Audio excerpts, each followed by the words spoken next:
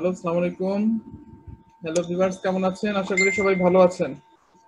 So আজকে আবারও আপনাদের সাথে আমি রেনাল সিস্টেমের নিয়ে কথা বলবো। আমরা প্রিভিয়াস ক্লাসগুলোতে টিউবুলার প্রসেসিং, সেখানে রিঅ্যাবজর্পশন এবং সিক্রেশন নিয়ে আমরা কথা বলেছি। আজকে আমি অ্যাসিডিফিকেশন অফ দ্য ইউরিন নিয়ে কথা বলবো। এটা খুবই গুরুত্বপূর্ণ, খুবই বেসিক নলেজ। এটা না জানলে যখন আপনারা acid base disorder, acid base balance পড়বেন, সেখানে কিন্তু ঝামেলা হবে। বাট এখানে যদি একটা ভালো কনসেপ্ট থাকে, সেক্ষেত্রে কিন্তু ডেফিনেটলি আপনারা অ্যাসিড বেস ডিসঅর্ডার বুঝতে অনেকটা অ্যাডভান্টেজ পাবেন। তো আমি চেষ্টা করব শর্টে, খুব স্বল্প আলোচনার ভিতরে মোটামুটি একটা আইডিয়া দেওয়ার। যদিও এখানে আসলে অ্যাসিড বেস ডিসঅর্ডার বা ব্যালেন্স এগুলো বায়োকেমিস্ট্রিতেই আসলে ডিটেল আলোচনা করা হয়। সো তারপরেও আমরা ফিজিওলজিতে এখনো অ্যাসিডিফিকেশন অফ দ্য ইউরিন এটাকে বেশ গুরুত্ব সহকারে পড়াই। তো যাই হোক, সবাইকে শুভেচ্ছা জানিয়ে আমি আজকের আলোচনা শুরু করছি। আমরা আমার ফার্স্ট ক্লাসটাতে রেনাল সিস্টেমের রেনাল যে ফাংশন নিয়ে আলোচনা করেছিলাম, সেখানে একটা গুরুত্বপূর্ণ ফাংশন কিন্তু আমরা পড়েছিলাম যে regulation of the acid base balance, অর্থাৎ it is a very important homeostatic function of the kidney, body প্লাজমার পিএইচটাকে রেগুলেশন করা।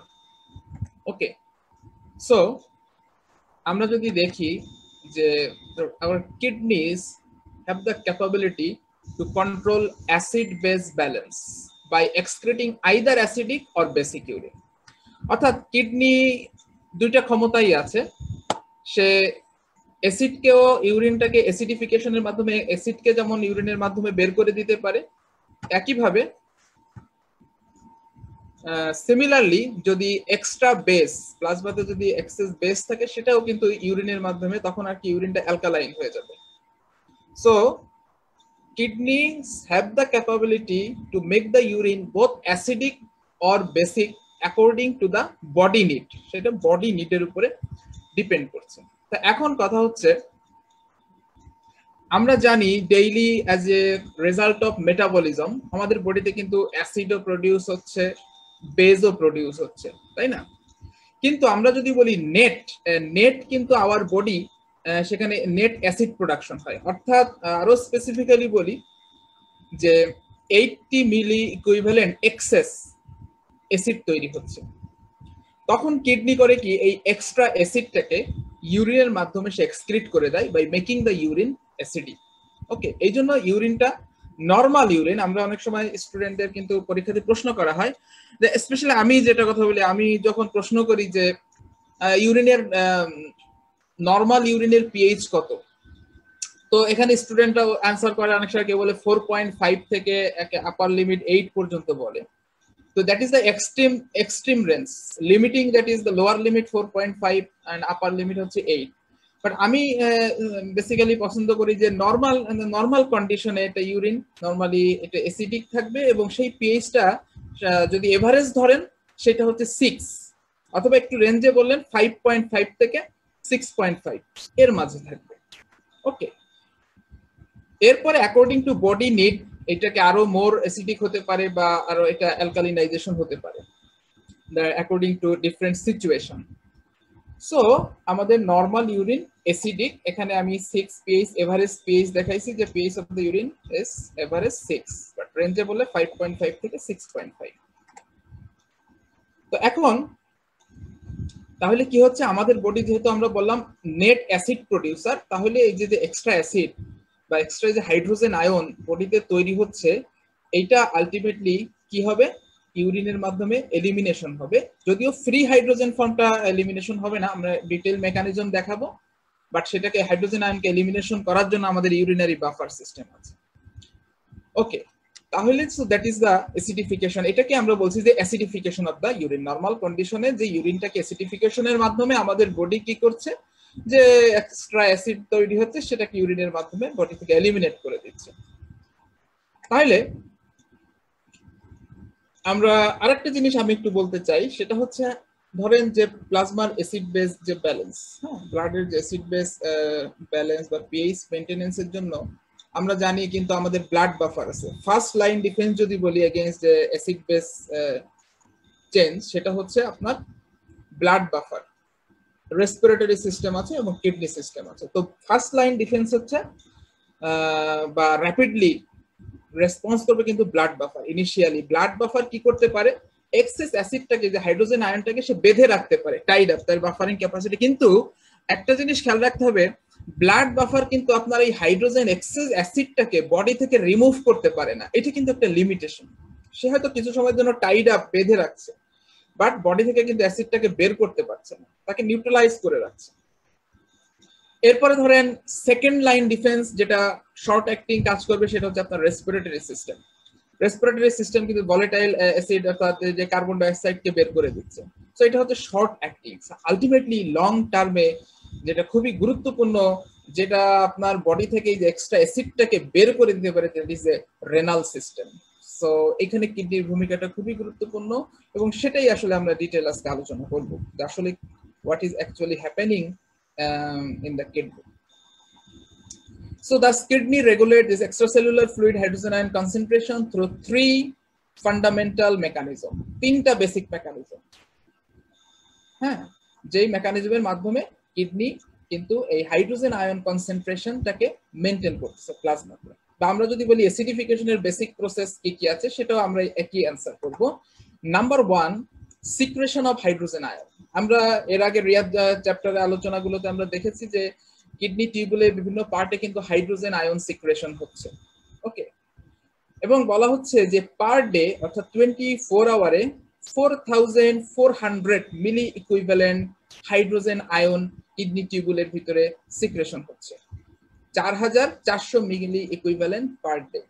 ওকে, সো কি মেকানিজমে সিক্রেশন হয়, এটা কিন্তু এখন আমি সবাইকে প্রশ্ন করব যে হাইড্রোজেন আয়ন কোন মেকানিজমে সিক্রেশন হবে, প্রক্সিমাল পার্টে কি কোন মেকানিজম হবে, ডিস্টাল পার্টে হবে। যাই হোক, আজকে আবার দেখাবো, আবার আমাদের রিক্যাপিচুলেশন হবে। আচ্ছা, তো সেকেন্ড বেসিক বা ফান্ডামেন্টাল স্টেপ যেটা হচ্ছে, সেটা হচ্ছে reabsorption of the filtered bicarbonate. আমরা জানি প্রচুর পরিমাণে কিন্তু বাইকার্বনেট গ্লোমেরুলার মেমব্রেন দিয়ে ফিল্টার্ড হচ্ছে। এবং এই ফিল্টার্ড লোডটা যদি আমরা ক্যালকুলেশন করি, সেখানে আমরা জানি 24 আওয়ারে গ্লোমেরুলার ফিল্টার্ড হবে 180 লিটার। তো পার লিটারে 24 মিলি ইকুইভ্যালেন্ট বাইকার্বনেট থাকে। তাহলে এবার খেয়াল করেন 180 লিটারে 24 ঘন্টায় যদি 180 লিটার ফিল্টার তৈরি হচ্ছে, তাহলে এটা যদি আমরা ক্যালকুলেশন করি, তাহলে আমরা পাবো 4320 মিলি ইকুইভ্যালেন্ট পার ডে।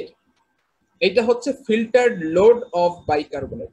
এই বাইকার্বনেটটা 24 আওয়ারে কিন্তু ফিল্টার্ড হচ্ছে।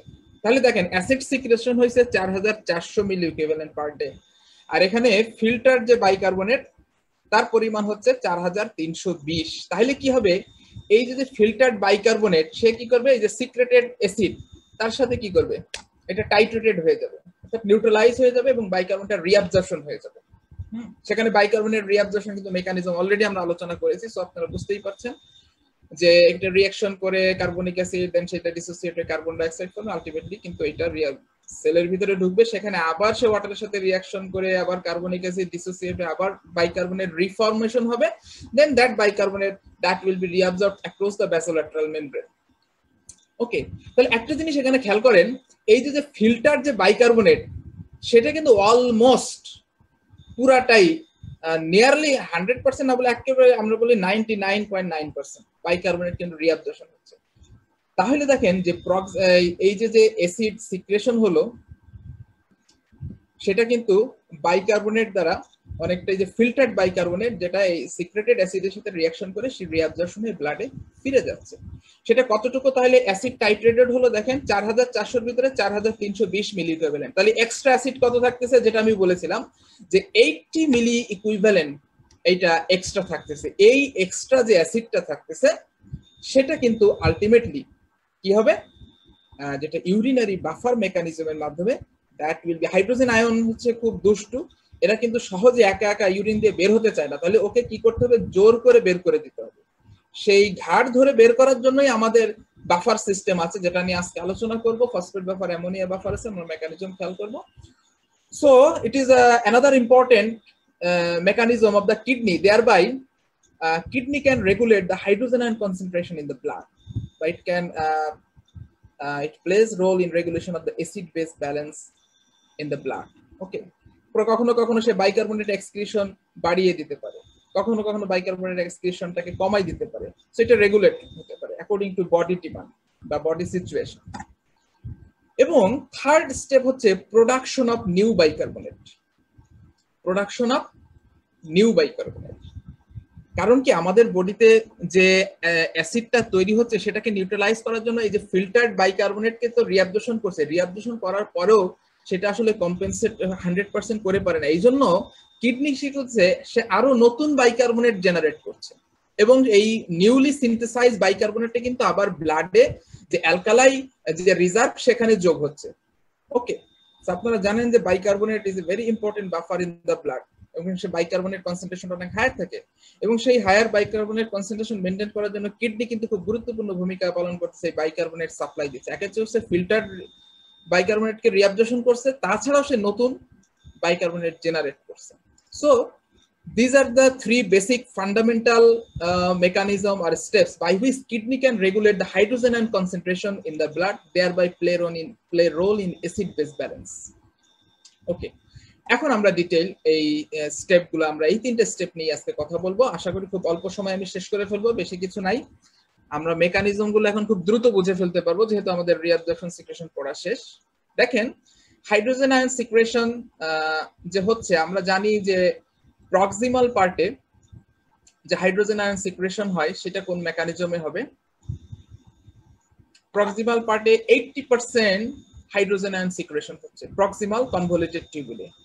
Thick ascending limb of loop of হেনলিতে 15% হাইড্রোজেন আয়ন সিক্রেশন হচ্ছে। ওকে, এবং কালেক্টিং ডাক্টে 5% হাইড্রোজেন আয়ন সিক্রেশন হচ্ছে। ওকে, এর মধ্যে খেয়াল রাখতে হবে যে ইনিশিয়াল পিসিটি যে 80% এবং থিক অ্যাসেন্ডিং লিম্বে যে 15%, এই হাইড্রোজেন এই 80% এবং 15% এই পার্টটাতে হাইড্রোজেন আয়ন সিক্রেশন হয় হচ্ছে সোডিয়াম হাইড্রোজেন কাউন্টার ট্রান্সপোর্ট অথবা অ্যান্টিপোর্ট মেকানিজমে, যেটা কিন্তু অলরেডি আমরা দেখিয়েছি এর আগে। হ্যাঁ, এবং যে লাস্ট যে কালেক্টিং ডাক্ট, অর্থাৎ আমরা জানি যে কালেক্টিং স্পেশাল সেল আছে যেটা হাইড্রোজেন আয়ন সিক্রেশন করে, ইন্টারক্যালেটেড সেল, মনে আছে সবাই নিশ্চয়ই। ইন্টারক্যালেটেড সেলে সেখানে কিন্তু mainly hydrogen ion mainly secretion হবে প্রোটন পাম্প বা হাইড্রোজেন পাম্প বলি।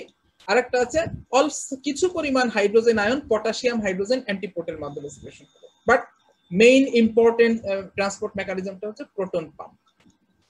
তো এখানে যদি আপনারা এই ডায়াগ্রামটা খেয়াল করেন, এখানে আমি আসলে প্রক্সিমাল পার্টের স্পেশালি পিসিটি এবং ascending limb of loop of হেনলিতে যে ঘটনাটা ঘটে, এখানে দেখেন যে সেলের ভিতরে কার্বন ডাই অক্সাইড ওয়াটারের সাথে রিঅ্যাকশন করলো কার্বনিক অ্যানহাইড্রেসের প্রেজেন্সে, যেটা কার্বনিক অ্যাসিড তৈরি করলো, সেটা ডিসোসিয়েট হয়ে দেখেন বাইকার্ব এবং হাইড্রোজেন আয়ন সিক্রেশন করলো। এখানে বাইকার্বনেটটা এই যে রিঅ্যাবজর্পশন হয়ে গেল, হ্যাঁ, যেটা that is how bicarbonate is reabsorb. এবং এই যে হাইড্রোজেন আয়নটা হলো, এই হাইড্রোজেন আয়নটা কিন্তু এই যে sodium hydrogen antiport mechanism, that is the principal mechanism by which hydrogen ion is secreted in the proximal part of the nephron. 80 থেকে 90% অলরেডি বলেছি যে এই মেকানিজমে এই লুমিনের ভিতরে হাইড্রোজেন আয়ন সিক্রেশন হবে। এখন এই সিক্রেটেড হাইড্রোজেনটা কি করবে, যে ফিল্টার যে বাইকার্বনেট সেটার সাথে দেখেন এটা রিঅ্যাকশন করে again in presence of carbonic anhydrase enzyme, যে কার্বনিক অ্যাসিড হবে সেটা ডিসোসিয়েটে কার্বন ডাই অক্সাইড ওয়াটার হলো, এই কার্বন ডাই অক্সাইডটা আবার দেখেন সেলের ভিতরে ঢুকে এই প্রক্রিয়ায় আলটিমেটলি কি হচ্ছে, হাইড্রোজেন আয়ন একদিক দিয়ে সিক্রেশন হচ্ছে, আরেক পাশ দিয়ে কি হচ্ছে দেখেন বাইকার্বনেট রিঅ্যাবজর্পশন হচ্ছে। আরেকটা জিনিস আপনাকে খেয়াল রাখতে হবে, এই যে সোডিয়াম হাইড্রোজেন অ্যান্টিপোর্টটা হচ্ছে, এটা কেন হচ্ছে? কারণ হচ্ছে বেজোল্যাটারাল মেমব্রেনে sodium potassium ATPase pump operate করছে, যে কারণে সেলের ভিতরে লো সোডিয়ামের কারণে লুমেন থেকে সোডিয়াম ঢুকতেছে এবং সোডিয়াম ঢুকতেছে, তার বিপরীতে হাইড্রোজেন আয়ন সিক্রেশন হচ্ছে। ওকে, সো এই প্রক্সিমাল পার্টের হাইড্রোজেন আয়ন সিক্রেশন এটাকে বলতে পারি সোডিয়াম ডিপেন্ডেন্ট, এইটা কিন্তু সোডিয়াম ডিপেন্ডেন্ট। ওকে, তাহলে এখানে খেয়াল করেন, তাহলে বাইকার্বনেটটা কি হলো, এখানে is titrated against the hydrogen ion in the tubules and secreted hydrogen in the lumen combines with the filtered bicarbonate and helps it reabsorption. এবং অলরেডি বলেছি এখানে যে each hydrogen ion সিক্রেশনের সাথে সাথে একটা সোডিয়াম, এই যে এখানে দেখেন বেজোল্যাটারাল মেমব্রেনে যদি খেয়াল করেন, যেখানে এক লুমিনাল মেমব্রেনে একটা হাইড্রোজেন আয়ন সিক্রেশন হলে বেজোল্যাটারাল মেমব্রেন দিয়ে একটা সোডিয়াম এবং একটা বাইকার্বনেট রিঅ্যাবজর্পশন হচ্ছে। ওকে, enter into the interstitial fluid and later adds up to the alkali reserve of the body. এই বাইকার্বনেটটা আলটিমেটলি বডির যে অ্যালকালাই রিজার্ভে অ্যাড হচ্ছে। ওকে, এখন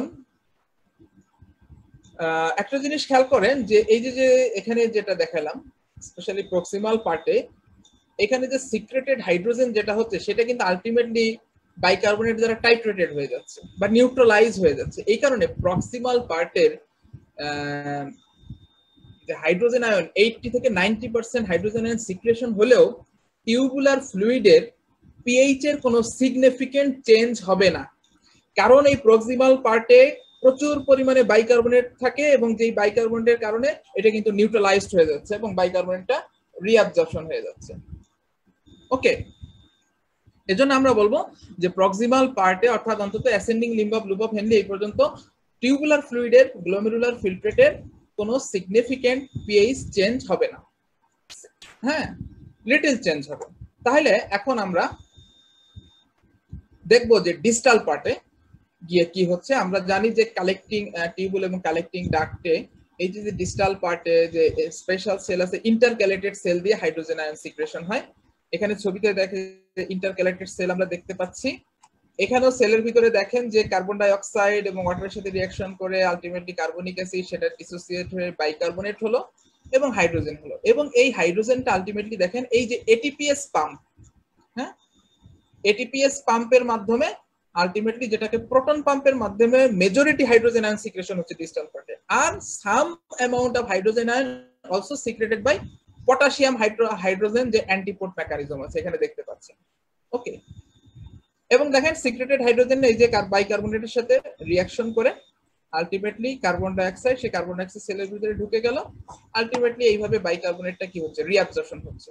সো আমরা জানি বাইকার্বনেট কিন্তু রেনাল টিউবুলের সব পিএলডিসি রিঅ্যাবজর্পশনের সাইট বলছিলাম কি পিএলডিসি, মানে সব পার্টি বাইকার্বনেট রিঅ্যাবজর্পশন হচ্ছে এবং that is a very basic mechanism of the bicarbonate reabsorptions. Okay, এবং এখানে একটা জিনিস খেয়াল করেন, ডিস্টাল পার্টে যে bicarbonate across the basolateral membrane bicarbonate reabsorption হয়েছে, এটা কিন্তু ক্লোরাইডের কাউন্টার ট্রান্সপোর্টে হচ্ছে। ওকে, অর্থাৎ বাইকার্বনেট রিঅ্যাবজর্পশন যদি কমে যায় তাহলে কি হবে, ইউরিনতে বাইকার্বনেট লস বেশি হবে কিন্তু ক্লোরাইড সিক্রেশন কম হবে, সেক্ষেত্রে ব্লাডে কিন্তু ক্লোরাইড বাড়বে, হাইপারক্লোরেমিয়া হবে। এটা কেন লাগবে? হাইপারক্লোরেমিয়া আপনারা যখন অ্যাসিড বেস ডিসঅর্ডার পড়বেন সেখানে দেখবেন হাইপারক্লোরেমিক অ্যাসিডোসিস, তখন একটু এই পয়েন্টটা মাথায় রাখতে হবে। আমি একটু টাচ দিব, জাস্ট এখানে একটু বলে রাখলাম। সো এখন খেয়াল করেন, তাহলে এখানে যে হাইড্রোজেন আয়ন সিক্রেশন হচ্ছে এটা কিন্তু সোডিয়ামের উপরে ডিপেন্ডেন্ট না, যেটা কিন্তু আর্লি পার্টে আমরা দেখেছিলাম sodium dependent. So in distal tubule and collecting duct hydrogen ion secretion occurs independent of sodium. Okay, এখানে মেইনলি টু মেকানিজম আমি অলরেডি মেনশন করেছি। একটা হচ্ছে এটিপি ড্রাইভেন প্রোটন পাম্প, যেটা হচ্ছে mainly responsible for the secretion of hydrogen ion in this part of the nephron, that is collecting ducts. এবং আমরা already কিন্তু জানি যে ইন্টারক্যালেটেড সেলের এই ফাংশনটা that will be influenced or stimulated by an hormone that is called aldosterone. Aldosterone যদি এখানে স্টিমুলেশন দিলে হাইড্রোজেন আয়ন সিক্রেশন বাড়বে। ওকে, এই নলেজটা আমাদের কাজে লাগবে। দেখেন, আর কিছু পরিমাণ হাইড্রোজেন আয়ন যেটা আসলে পটাশিয়ামের সাথে কাউন্টার এক্সচেঞ্জ, এটাও একটা primary active transport, ATPase driven. So but এই কাউন্টার ট্রান্সপোর্টে এটা অ্যামাউন্টটা কম। ওকে, তাহলে আমরা সিক্রেশন, হাইড্রোজেন আয়ন সিক্রেশনটার বেসিক প্রসেস জেনে গেলাম এবং বাইকার্বনেট কিভাবে ফিল্টার্ড বাইকার্বনেট যে রিঅ্যাবজর্পশন হচ্ছে সেটা আমরা জেনে গেলাম। এখন আমরা দেখব যে জেনারেশন অফ নিউ বাইকার্বনেট, কিভাবে নতুন বাইকার্বনেট জেনারেশন হচ্ছে। এখানে যদি আমরা একটু খেয়াল করি যে bicarbonate reabsorption alone does not replenish the bicarbonate lost during the titration of non-volatile acids which are daily added to the plasma, যেটা আমি আজকে আলোচনা শুরুতেই বলেছি যে আমাদের ডেইলি কিন্তু অ্যাজ এ মেটাবলিজমের ফলে যে সমস্ত নন ভলেটাইল অ্যাসিড তৈরি হচ্ছে এটাকে টাইট্রেশন করতেছে কে, ব্লাডে বাইকার্বনেট বাফার, তাই না? তো দেখা যাচ্ছে যে শুধুমাত্র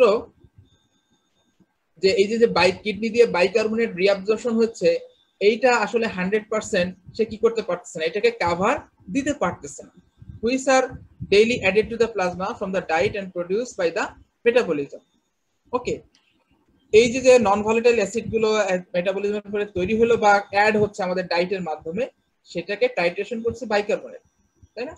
তো শুধুমাত্র রিঅ্যাবজর্পশন হয়ে সেটাকে 100% কম্পেনসেট করতে পারছে না, সেজন্য কি করতেছে, therefore to maintain acid base balance the kidney replace this loss bicarbonate with the new bicarbonate by the following process. Kidney কি করবে, নতুন বাইকার্বনেটও জেনারেট করছে। সো ভেরি ইম্পর্টেন্ট কিডনির রোল। এখন এই নতুন বাইকার্বনেট কিভাবে জেনারেট করছে সেটা যদি আমরা খেয়াল করি, দেখেন একটা হচ্ছে excretion of hydrogen as titratable acid and excretion of hydrogen as ammonium. এই দুইটা মেকানিজমের মাধ্যমে আলটিমেটলি নতুন বাইকার্বনেট জেনারেশন করছে। একটু পরে এই জিনিসটা ক্লিয়ার হবে। যেটা আমি শুরুতে বললাম যে excretion of hydrogen as a titratable acid, এটা actually phosphate buffer mechanism. Okay, এখানে কি হচ্ছে একটু খেয়াল করেন যে এই রিঅ্যাকশনটাই যেটা বললাম, যে হেডিংটা আমি বললাম যে নিউ বাইকার্বনেট জেনারেশনের একটা হেডিং আমি বলেছি যে mechanism excretion of hydrogen as a titratable acid বা ফসফেট বাফার মেকানিজম। এই রিঅ্যাকশনটা কোথায় হচ্ছে, distal tubule and collecting ducts হবে। কোথায় হবে, ডিস্টাল টিউবুল এবং কালেক্টিং ডাক্ট।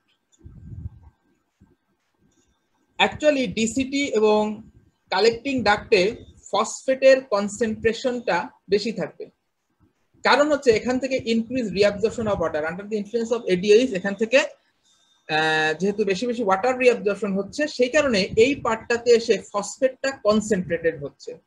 এই জন্য in this part of the nephron phosphate buffer is more active in this part of the nephron. কোন পার্টে, এই যে ডিস্টাল কনভলিউটেড টিউবুল এবং কালেক্টিং ডাক্ট, অর্থাৎ later part of the nephron. তাহলে কি হলো দেখেন কিভাবে এই ফসফেট বাফার মেকানিজম বা excretion of hydrogen as a titratable acid, এই মেকানিজমটা কিভাবে কাজ করছে। So this is a distal tubular cell. ধরেন এখানে সেলের ভিতরে দেখেন carbon dioxide water reaction করে কার্বনিক অ্যাসিড হলো। ফিগারটা খেয়াল করেন, এখানে কার্বনিক অ্যাসিড হয়ে এটা আবার ডিসোসিয়েট হয়ে আলটিমেটলি কি হলো, হাইড্রোজেন আয়ন হচ্ছে এবং বাইকার্বনেট আয়ন হচ্ছে।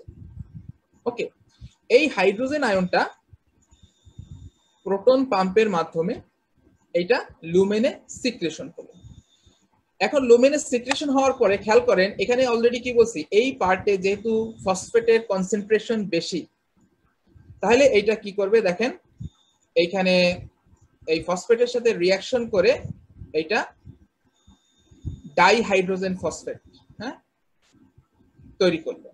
দেখেন H2PO4। ওকে, তাহলে এই হাইড্রোজেন আয়ন ফসফেট বাফার এটাকে কি করলো, এই হাইড্রোজেন আয়নটাকে টাইড আপ, বেঁধে ফেললো।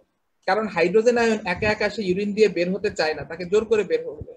এই বের করার জন্য যে গার্ড এখানে আছে, হ্যাঁ, সে একটা ইম্পর্টেন্ট গার্ড বা বাফার, সেটা হচ্ছে এই ফসফেট বাফার।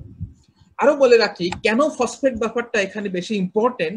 অলরেডি বলেছি একটা কারণ হচ্ছে এই পার্টে ফসফেটের কনসেন্ট্রেশনটা বেশি, কারণ এখান থেকে ওয়াটার রিঅ্যাবজর্পশন হয়ে যাচ্ছে under the influence of ADH, এজন্য ফসফেটের কনসেন্ট্রেশনটা বেড়ে যাচ্ছে। আরেকটা কারণ হচ্ছে আমরা জানি যে সেই বাফারটা বেশি স্ট্রংলি কাজ করবে যেটার পিকে ভ্যালু পিএইচ সেই সলিউশনের পিএইচ ভ্যালুর কাছাকাছি হবে। তো এখানে ফসফেট বাফারের পিকে ভ্যালুটা এখানকার পিএইচ ভ্যালুর কাছাকাছি, ইউরিনের পিএইচ ভ্যালুর কাছাকাছি। আপনারা একটু জেনে নিন, মেবি আমাকে একটু ভুলে গেছি, তবে মেবি এই পিকে ভ্যালুটা 6.2 আছে ফসফেট বাফারের। So that is very close to the urinary pH. Okay, এই কারণে এখানে ফসফেট বাফারটা খুব অ্যাক্টিভ। তাহলে এখানে দেখেন হাইড্রোজেন আয়ন এবং bicarbonate are produce in the cell from the carbon dioxide এবং ওয়াটার, এই যে যেটা তৈরি হলো, এবং তার হাইড্রোজেন আয়নটা সিক্রেশন হলো এবং বাইকার্বনেটটা রিঅ্যাবজর্পশন হয়ে ব্লাডে চলে গেল। ওকে, এবং সিক্রেটেড যে অ্যাসিডটা যেটা অলরেডি বলেছি, it react with the dibasic phosphate. Dibasic phosphate হচ্ছে ডাই সোডিয়াম মনোহাইড্রোজেন ফসফেট। এখানে সোডিয়ামটা আমি দেখাই নাই, এখানে হবে Na2HPO4। এটার সাথে হাইড্রোজেন রিঅ্যাকশন করে কি হলো, এটা আসলে মনোবেসিক ফসফেট হয়ে যাবে, Na2H2PO4 হবে। Okay, and that will be eliminated through the urine. তাহলে এখানে দেখেন ফসফেট বাফারের সাথে একটা হাইড্রোজেন আয়ন কি হচ্ছে, ইউরিন দিয়ে যেমন এটা রিমুভ হচ্ছে, এট দ্য সেম টাইম এখান থেকে কিন্তু একটা বাইকার্বনেট আয়ন, এই বাইকার্বনেট যে রিঅ্যাবজর্পশন হলো, একটা জিনিস খেয়াল করে দেখেন কেন আমি জেনারেশন অফ নিউ বাইকার্বনেট বলেছি। এই বাইকার্বনেটটা কিন্তু ফিল্টার্ড বাইকার্বনেট না, এখানে আমি কিন্তু লুমেন থেকে দেখাই নাই যে বাইকার্বনেট এখান থেকে রিঅ্যাবজর্পশন হচ্ছে। হ্যাঁ, this is the newly generated bicarbonate. হ্যাঁ, আগে দেখেছিলাম যে হাইড্রোজেন আয়ন লুমেন থেকে এখানে কার্বন ডাই অক্সাইড সেলের ভিতরে ঢুকে লুমেন থেকে সেটা রিঅ্যাকশন করে ইয়ে হচ্ছে, কিন্তু এখানে কিন্তু সেটা আমি দেখাইনি। সো একদিকে যেমন একটা নতুন বাইকার্বনের জেনারেশন হলো, আরেকদিকে হাইড্রোজেনের সিক্রেশনে আলটিমেটলি ফসফেট বাফারের মাধ্যমে কি হলো, ইউরিন দিয়ে এই মনোসোডিয়াম ডাইহাইড্রোজেন ফসফেট হিসেবে বাইর হয়ে গেল। ওকে, সো এখানে যে রিঅ্যাকশনটা দেখানো হয়েছে দেখেন, ডাই বেসিক ফসফেট Na2HPO4 যেটা হাইড্রোজেনের সাথে রিঅ্যাকশন করলো, হয়ে এই অতিরিক্ত হাইড্রোজেনটাকে সে বেঁধে ফেললো, বেঁধে ফেলে সে কি হয়ে গেল, ডাইহাইড্রোজেন ফসফেট হয়ে গেল, এবং এই অতিরিক্ত হাইড্রোজেনটাকে ইউরিন দিয়ে বের করে দিল। So that is a very basic mechanism of the phosphate buffer mechanism. পরীক্ষাতে যদি ফসফেট বাফার মেকানিজম থাকে বা কিডনি বাফার সিস্টেম আছে, সেখানে ফসফেট বাফার কিভাবে কাজ করছে এখান থেকে আপনারা খুব সুন্দরভাবে এটা এক্সপ্লেইন করতে পারবেন। ওকে, এবং কেন এখানে ফসফেট বাফারটা ইম্পর্টেন্ট, হ্যাঁ, কেন এখানে ফসফেট বাফারটা স্ট্রং, যদি বলে ইউরিন এই বাফারের মধ্যে স্ট্রং বাফার কোনটা, তিনটা বাফারের ভিতরে বাইকার্বনেট আছে, ফসফেট এবং অ্যামোনিয়া, স্ট্রং এখানে হচ্ছে ফসফেট বাফার।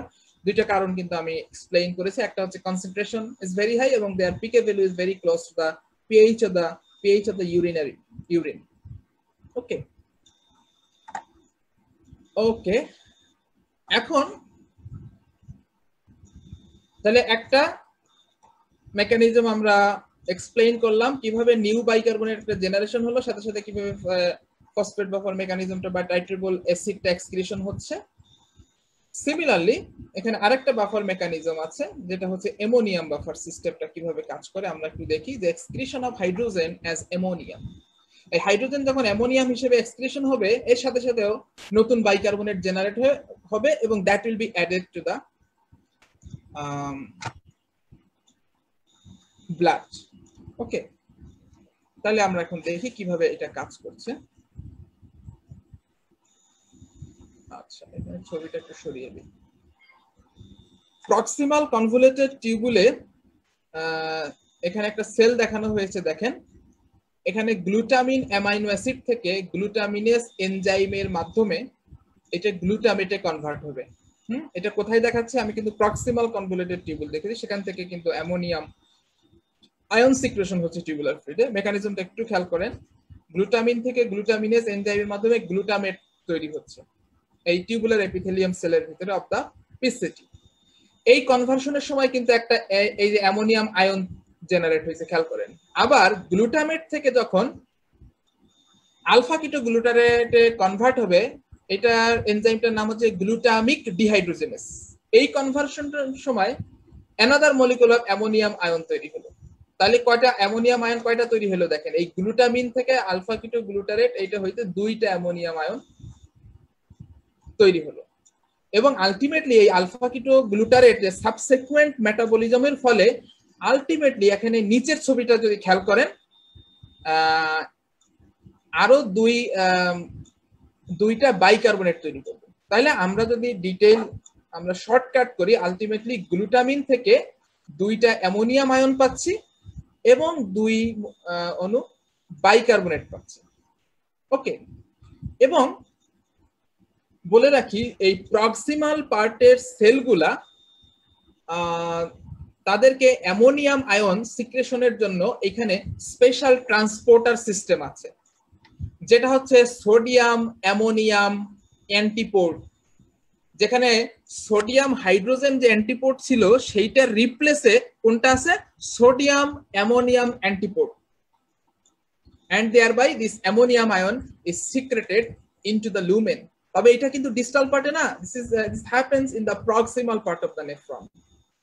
ওকে, তাহলে খেয়াল করেন এই যে অ্যামোনিয়াম আয়নটা তৈরি হলো সেইটা এই ammonium sodium ammonium counter transport বা অ্যান্টিপোর্টের মাধ্যমে লুমেনাস সিক্রেশন হলো, এবং এট দ্য সেম টাইম কিন্তু এই যে নতুন বাইকার্বনেট জেনারেট হলো সেলের ভিতরে, এই বাইকার্বনেটটা কিন্তু ultimately across the basolateral membrane এটা রিঅ্যাবজর্পশন হচ্ছে। তাহলে সেটাই আমি এখানে লিখেছি, দেখেন for each glutamine molecule metabolize 2 ammonium ions are produced and secreted and 2 bicarbonate are returned to the blood. Ammonium আয়নটা লুমিনে সিক্রেশন হলো এবং এই বাইকার্বনেটটা ব্লাডে ফিরে গেল। ওকে, এবং এখানে ট্রান্সপোর্টারটা অলরেডি বললাম যে সোডিয়াম অ্যামোনিয়াম এক্সচেঞ্জার। এটা গেল হচ্ছে আর্লি পার্টে। এখন আমরা যদি ডিস্টাল পার্টে একটু দেখি, অর্থাৎ কালেক্টিং ডাক্টের সেলগুলো আবার কি, এখানে অ্যামোনিয়াম আয়ন পারমিয়েবল না। These tubular cells of the collecting duct, they are not permeable to ammonia. Okay, but they are permeable to ammonia, NH3. এই জন্য এখানে কি হয়, সেলের ভিতরে প্রথমে অ্যামোনিয়াম আয়নটা অ্যামোনিয়াতে কনভার্ট হয়, একটা হাইড্রোজেনের সাথে রিঅ্যাকশন হয় অ্যামোনিয়া। হ্যাঁ, সেই অ্যামোনিয়াটা আলটিমেটলি এই ডিফিউশনের মাধ্যমে অ্যাক্রস দ্য লুমিনাল মেমব্রেন, এই যে দেখেন এই অ্যামোনিয়াটা সিক্রেশন হলো। কোন প্রসেসে?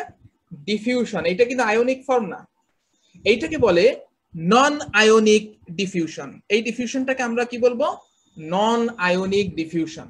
এইটা ইন্টারস্টিশিয়াল স্পেস থেকে অ্যামোনিয়া এই ডিফিউশনের মাধ্যমে টিউবুলার সেল হয়ে আলটিমেটলি লুমেনে সিক্রেশন হবে। এখানে কিন্তু আর সোডিয়াম ওই ট্রান্সপোর্ট সিস্টেম নাই, এই জন্য অ্যামোনিয়াম আয়ন ফর্মটা এখানে সিক্রেশন হতে পারবে না। কিন্তু once this ammonia is secreted into the renal tubule, এটা কি হবে, টিউবুলার লুমেনে যে হাইড্রোজেন আয়ন আছে তার সাথে রিঅ্যাকশন করে দেখেন অ্যামোনিয়াম আয়ন তৈরি হচ্ছে। এইবার একবার যে অ্যামোনিয়াম আয়ন তৈরি হয়ে গেল, এইটা কিন্তু আর রিঅ্যাবজর্ব ব্যাক হয়ে কিন্তু এটা সেলের ভিতরে ঢুকতে পারবে না, because this ionic form is not permeable. তো সেটাই বলেছি যে ammonia NH3 which can easily diffuse into the tubular lumen, this is called non-ionic diffusion. However, the luminal membrane of this part of the tubule is much less permeable to ammonium ion. Therefore, once the hydrogen has reacted with this ammonia to form ammonium ion, this ammonium ion is trapped in the tubular lumen. এটা tubular লুমেনে কি হয়ে গেল, trapped হয়ে গেল। এটা আর কিন্তু reabsorb হয়ে এটা সেলে ঢুকতে পারবে না, এবং আলটিমেটলি এই অ্যামোনিয়াম আয়নটা ক্লোরাইডের সাথে রিঅ্যাকশন করে অ্যামোনিয়াম ক্লোরাইড হিসেবে কিন্তু এটা ইউরিনের মাধ্যমে যাবে, and that will make the urine acidic. Okay, so এখানেও আমরা দেখলাম যে এই অ্যামোনিয়াম আয়ন সিক্রেশন এবং অ্যামোনিয়াম বাফার সিস্টেমের মাধ্যমে যে হাইড্রোজেনটা এলিমিনেশন হচ্ছে, এট দ্য সেম টাইম কিন্তু across the basolateral membrane new bicarbonate কি হচ্ছে, এখানে জেনারেট হচ্ছে। দেখেন কার্বন ডাইঅক্সাইড রিঅ্যাকশন করলো, কার্বনিক অ্যাসিড হলো, হাইড্রোজেন আয়নটা সিক্রেশন হলো এবং এক পাশ দিয়ে বাইকার্বনেটের রিঅ্যাবজর্পশন হলো। তাহলে এই বাইকার্বনেটের সোর্সটা কিন্তু লুমিনাল বাইকার্বনেট না। ওকে, সেটা ডিফারেন্ট মেকানিজম আমরা বাইকার্বনেট বাফারে দেখিয়েছি। সো এই জন্য আমরা বলেছি যে জেনারেশন অফ নিউ বাইকার্বনেট, অর্থাৎ ফসফেট বাফার মেকানিজম এবং অ্যামোনিয়া বাফার মেকানিজমের মাধ্যমে যে অ্যাসিড হাইড্রোজেন আয়ন রিমুভ হচ্ছে, এট দ্য সেম টাইম এইখানকার সেলগুলোর ভিতরে নতুন বাইকার্বনেট সেখান থেকে তৈরি হচ্ছে এবং সেটা রিঅ্যাবজর্ব হয়ে ব্লাডে যাচ্ছে। ওকে, so thereby it will helps to maintain the acid base balance by making the urine acidic, and that is how ammonia buffer act. এবং আরো একটা ইন্টারেস্টিং বিষয়, যে বডিতে যখন অ্যাসিডোসিস হবে তখন ডিউ টু আনএক্সপ্লেইনড মেকানিজম এই অ্যামোনিয়া সিক্রেশন এটা স্টিমুলেটেড হয়, বেশি বেশি অ্যামোনিয়া সিক্রেশন হবে। আর যত বেশি অ্যামোনিয়া সিক্রেশন হবে তত বেশি হাইড্রোজেন আয়নটা কি হবে, এই ইউরিন দিয়ে অ্যামোনিয়াম হিসেবে কিন্তু এটা এক্সক্রিট হবে। ওকে, আচ্ছা, তো এই ছিল আমাদের মোটামুটি বেসিক। আমরা যে অ্যাসিডিফিকেশনের মাধ্যমে আমাদেরকে এখানে যে জিনিসটা মনে রাখতে হবে, অ্যাসিড বেস ব্যালেন্স বুঝতে হলে এই যে আমরা বলছি রিঅ্যাবজর্পশন অফ ফিল্টার্ড বাইকার্বনেট, অর্থাৎ বডিতে যখন অ্যাসিডোসিস হবে তখন কিডনি কি করবে, বেশি বেশি বাইকার্বনেটকে রিঅ্যাবজর্পশন করবে, নতুন বাইকার্বনেট জেনারেট করবে, সেটাকে রিঅ্যাবজর্পশনের ব্লাডে ফিরাই নিয়ে যাবে। অ্যাট দ্য সেম টাইম সেখানে ইউরিন দিয়ে বেশি বেশি অ্যাসিড সে এলিমিনেট করবে, হাইড্রোজেন আয়ন সিক্রেশন বেড়ে যাবে। সো এইগুলো রেগুলেশন হবে, এই যে অ্যাসিড সিক্রেশন বা bicarbonate reabsorption, that will be regulated depending upon the various situation of the body. Okay, আচ্ছা, লিমিটিং পিএইচ আমরা অলরেডি কিন্তু প্রিভিয়াস ক্লাসে আমি একটু টাচ দিয়েছিলাম যে limiting pH lower most possible pH of the urine that is the 4.5। আমরা জানি যে টিউবুলার ফ্লুইডের maximum possible hydrogen ion concentration হচ্ছে ব্লাডের হাইড্রোজেন আয়ন কনসেন্ট্রেশনের চেয়ে 1000 টাইম বেশি। অর্থাৎ ওই যে লগারিদমেট্রিক প্রিন্সিপাল ইউজ করে আমরা সেই ম্যাক্সিমাম কনসেন্ট্রেশনটাকে বের করতে পারি 10 টু দি পাওয়ার -4.5, যেটা পিএইচ এর সূত্রে বসাই দিলে আমরা পাবো 4.5। কারণ এর বেশি hydrogen ion concentration luminal hydrogen pump এর আর ফার্দার পাম্প করে এইটার কনসেন্ট্রেশন রাইজ করতে পারবে না।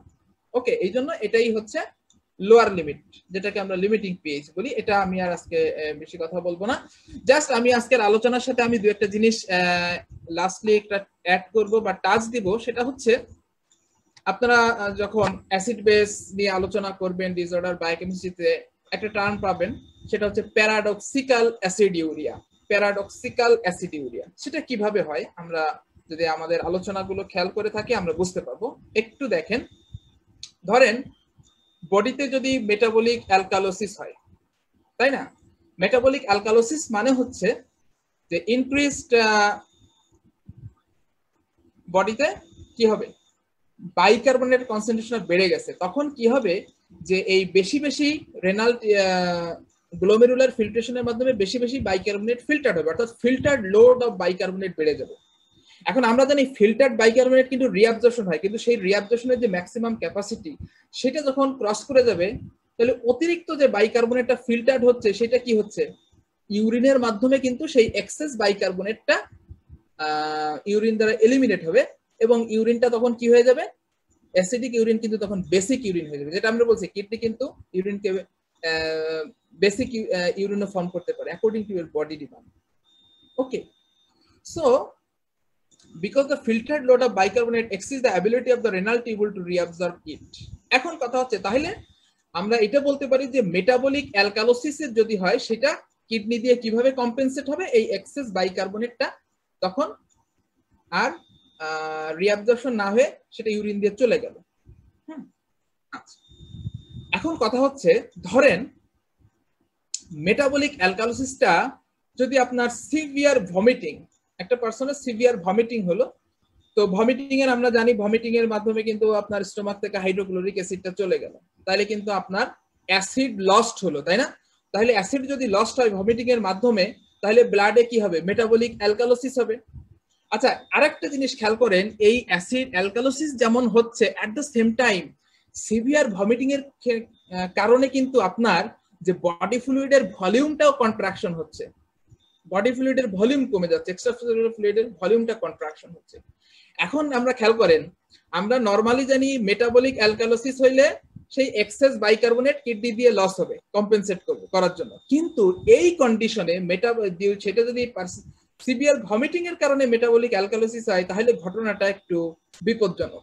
সেটা কেমন? সেটা হচ্ছে এই যে অ্যালকালোসিসের সাথে আপনার বডি ফ্লুইডের ভলিউমটা কন্ট্রাকশন করলো বা কমে গেল, এই কারণে কি হবে জানেন? আপনারা তো জানেন ইসিএফ এর ভলিউম যদি কমে যায় তাহলে রেনিন এনজিওটেনসিন সিস্টেমটা কিন্তু অ্যাক্টিভেট হয়ে যাবে, রেনিন এনজিওটেনসিন অ্যালডোস্টেরন সিস্টেম। তাহলে এইটা যখন অ্যাক্টিভেট হবে, এই যে রেনিন এনজিওটেনসিন অ্যালডোস্টেরন সিস্টেম, আমরা জানি অ্যালডোস্টেরন কি করে, এই যে আইসেলের উপরে কাজ করে বেশি বেশি হাইড্রোজেন আরো অ্যাসিড সিক্রেশন বাড়াই দিবে না?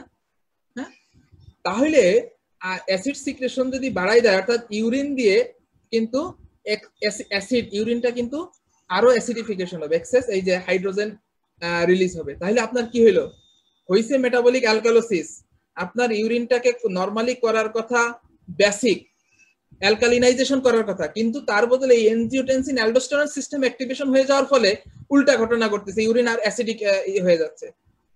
তাহলে এই জন্য এটাকে বলছে প্যারাডক্সিক্যাল অ্যাসিডিউরিয়া। হওয়ার কথা ছিল বেসিক ইউরিন, কিন্তু এই ভমিটিং এর সাথে ভলিউম কন্ট্রাকশন হওয়ার কারণে ইউরিনটা আরো মোর অ্যাসিডিক হয়ে যাচ্ছে due to stimulation of the aldosterone. এটাকে আমরা বলতেছি যে এটাই হচ্ছে প্যারাডক্সিক্যাল অ্যাসিডিউরিয়া বা কন্ট্রাকশন অ্যালকালোসিসও বলা হয়। সো আরো আপনারা ডিটেইল যখন পড়বেন, আমি জাস্ট একটু আমার ফিজিওলজির সাথে মিলাই এই কনসেপ্টটা আপনারা যদি মাথায় রাখেন তাহলে কাজে লাগবে। আর ছোট্ট লাস্ট স্লাইড ধৈর্য সহকারে একটু শুনবেন। যে জিনিসটা আমি আপনাদেরকে মাথায় নক করতে চাচ্ছি সেটা হচ্ছে মেটাবলিক অ্যাসিডোসিস। আমরা জানি যে অ্যাসিডোসিস মানে ব্লাডে বাইকার্বনেটটা কমে যাবে। হ্যাঁ, বাইকার্বনেট আপনার যারা সেকেন্ড ইয়ারের স্টুডেন্ট আছেন বা যারা সিনিয়র ফাইনাল ইয়ার, হ্যাঁ, তারা হয়তো বুঝবেন, হয়তো ফার্স্ট ইয়ারের স্টুডেন্ট এখনো বায়োকেমিস্ট্রি না পড়া হলে বুঝবে না। আমরা অ্যানায়ন গ্যাপ নামে একটা টার্ম জানি। অ্যানায়ন গ্যাপ মানে হচ্ছে মেজার্ড ক্যাটায়ন। মেজার্ড ক্যাটায়ন বলতে আমরা এখানে mainly major cation sodium minus measured anion, এবং মেজার্ড অ্যানায়ন কিন্তু আমরা মেইনলি বাইকার্বনেট এবং ক্লোরাইডকে ধরি, এরা হচ্ছে মেজার্ড অ্যানায়ন। তাহলে দেখেন, যখন আপনার ব্লাডে অ্যাসিড বেস ডিসঅর্ডার হলো, অ্যাসিডোসিস হলো, সে কারণে আপনার বাইকার্বনেট কমে গেল। হ্যাঁ, তাহলে বাইকার্বনেট হচ্ছে একটা মেজার্ড অ্যানায়ন। বাইকার্বনেট যদি কমে যায়, তাহলে দেখেন আপনি যদি মেজার্ড ক্যাটায়ন থেকে এই মেজার্ড অ্যানায়ন কমে যাচ্ছে বাইকার্বনেট, তাহলে কিন্তু আপনার অ্যানায়ন গ্যাপটা কি হয়ে যাবে, ভ্যালুটা বেশি আসবে না, ইনক্রিজ অ্যানায়ন গ্যাপ। কিন্তু এইখানে এই অ্যাসিডোসিসটা যদি আপনি ল্যাকটিক অ্যাসিড অ্যাকুমুলেশনের কারণে হয় বা কিটো অ্যাসিড অ্যাকুমুলেশনের কারণে হয়, তাহলে এইটা এরা হচ্ছে এদের ল্যাকটিক অ্যাসিড বা কিটো অ্যাসিড, এরা হচ্ছে আনমেজার্ড অ্যানায়ন। তাহলে আনমেজার্ড অ্যানায়ন যদি বাড়ে, অটোমেটিক্যালি আপনাকে বুঝতে হবে যে মেজার্ড অ্যানায়ন কমে যাবে, কারণ দুইটার যোগফল কনস্ট্যান্ট থাকবে। আনমেজার্ড অ্যানায়ন যেমন ল্যাকটিক অ্যাসিডোসিস বা কিটো অ্যাসিডোসিস, আনমেজার্ড অ্যানায়ন বাড়লো, তাহলে মেজার্ড অ্যানায়ন কমে গেল। আর মেজার্ড অ্যানায়ন কমে গেলে আপনার এখানে এই অ্যানায়ন গ্যাপের ফর্মুলায় ফেলে দিলে আপনি দেখবেন যে অ্যানায়ন গ্যাপ বাড়ছে। কিন্তু দেখেন, এই যে ল্যাকটিক অ্যাসিডোসিস বা ডায়াবেটিক কিটো অ্যাসিডোসিস, এটার সাথে কিন্তু ক্লোরাইডের কোনো সম্পর্ক নাই। এই জন্য এদেরকে দেখবেন যে এই অ্যাসিডোসিসকে বলা হচ্ছে নর্মোক্লোরেমিক অ্যাসিডোসিস, অথবা হাই। এই জন্য নর্মোক্লোরেমিক অ্যাসিডোসিস দেখবেন অ্যানায়ন গ্যাপ বেশি থাকে।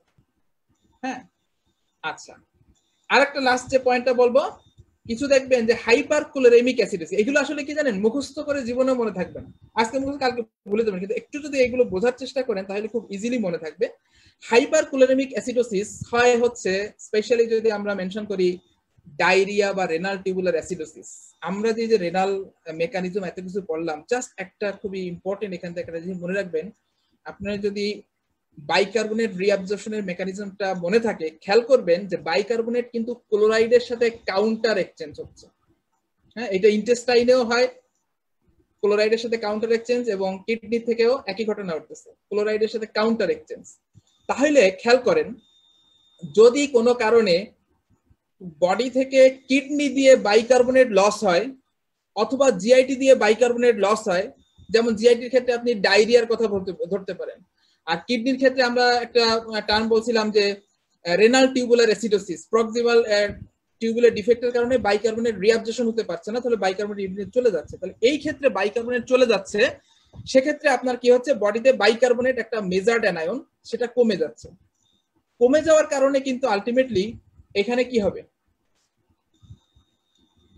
কিন্তু আপনাকে খেয়াল করতে হবে মেজার্ড অ্যানায়ন আরেকটা কেসে ক্লোরাইড, বাইকার্বনেট কমে যাচ্ছে কিন্তু সেটাকে কম্পেনসেট করার কারণে ক্লোরাইড কিন্তু আবার এটাকে কম্পেনসেটরি ইনক্রিজ।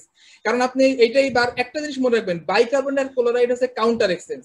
বাইকার্বনেট যদি ইউরিন দিয়ে বা জিআইটি দিয়ে লস হয়, আপনাকে ধরে নিতে হবে তাহলে ব্লাডে কিন্তু ক্লোরাইড বেড়ে গেছে, বেড়ে গেলে ওই যে মেজার্ড অ্যানায়ন কমে গেছিল ওইটাকে মেকআপ করে ফেলবে, কম্পেনসেট করে ফেলবে। এই কারণে অ্যানায়ন গ্যাপ নরমাল থাকবে কিন্তু ক্লোরাইড বেড়ে যাচ্ছে, এই জন্য হাইপার ক্লোরেমিয়া হবে।